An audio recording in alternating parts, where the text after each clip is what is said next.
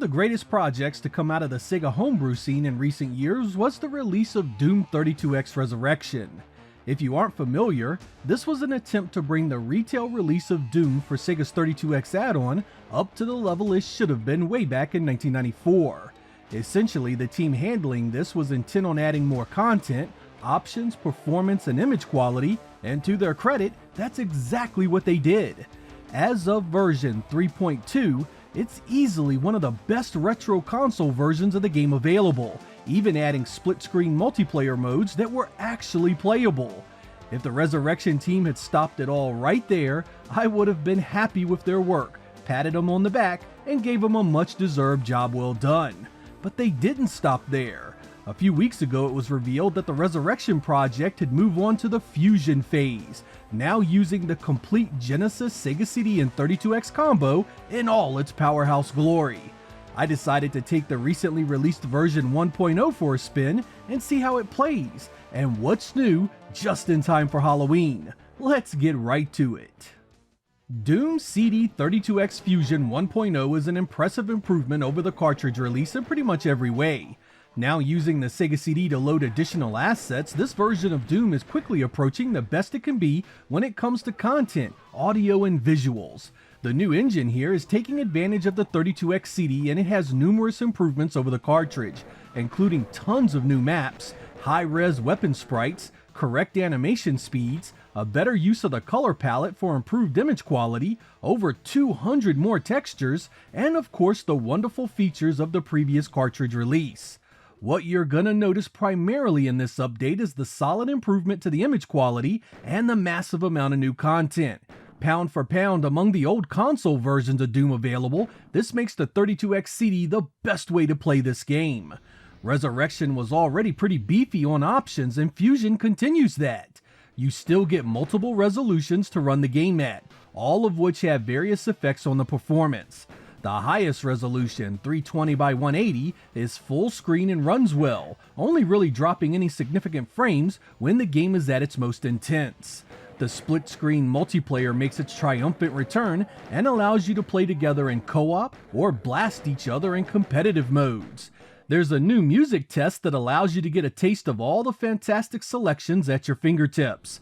Content-wise, you get all 4 episodes of the Ultimate Doom, now more faithful than ever, complete with Thy Flesh Consumed.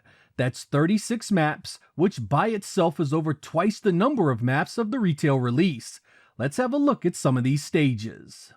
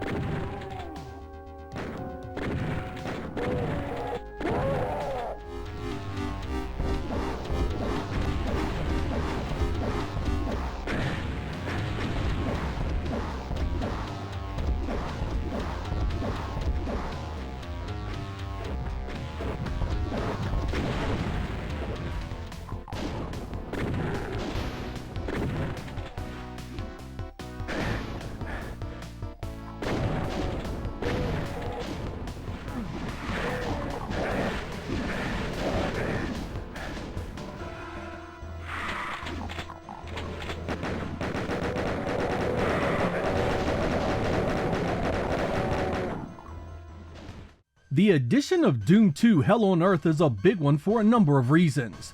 First, we now have the double-barreled super shotgun, a viciously powerful weapon and a welcome addition. Second, you get larger, more complicated stages that are quite a bit more involved over the original, 32 of them in fact. Coupled with the Ultimate Doom, that brings Fusion up to 68 total maps of glorious demon-slaying action. These stages also tend to be populated with larger groups of enemies, making them quite a bit more intense. Let's run down some of them so you can see what's new.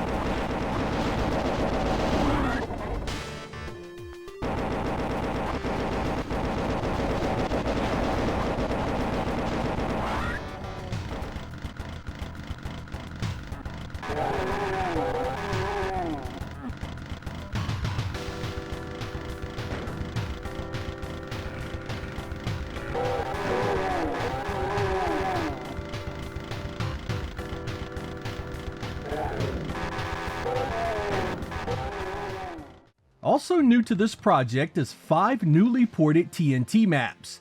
In case you don't know, TNT Evolution made up part of Final Doom. I hope this will mean the team fully intends to eventually drop Final Doom in its entirety, but even so, the 5 maps here brings our total to 73 stages. Let's look at a few of these as well.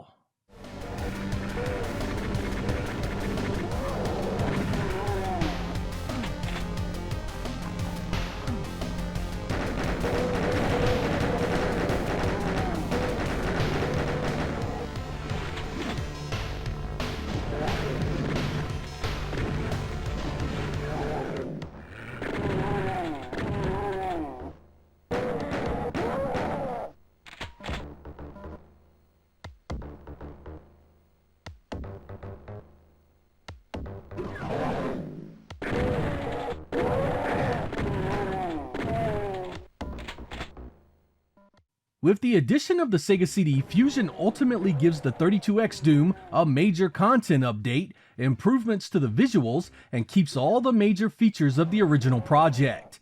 In order to enjoy all this goodness, you will need real hardware or a compatible emulator.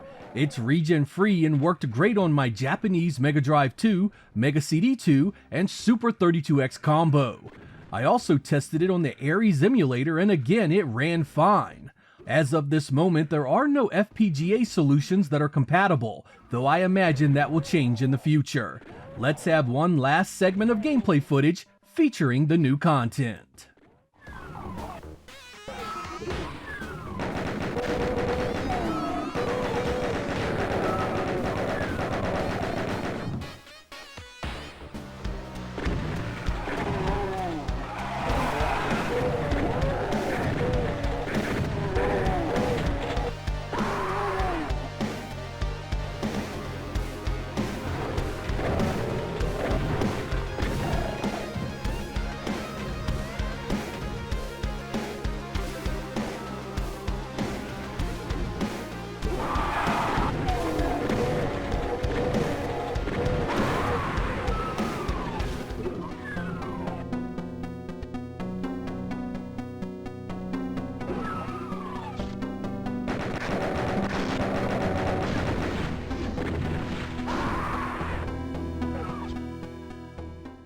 Should you be interested in this version of the game, check out my description for the information and links so you can see what's new and what it takes to play it.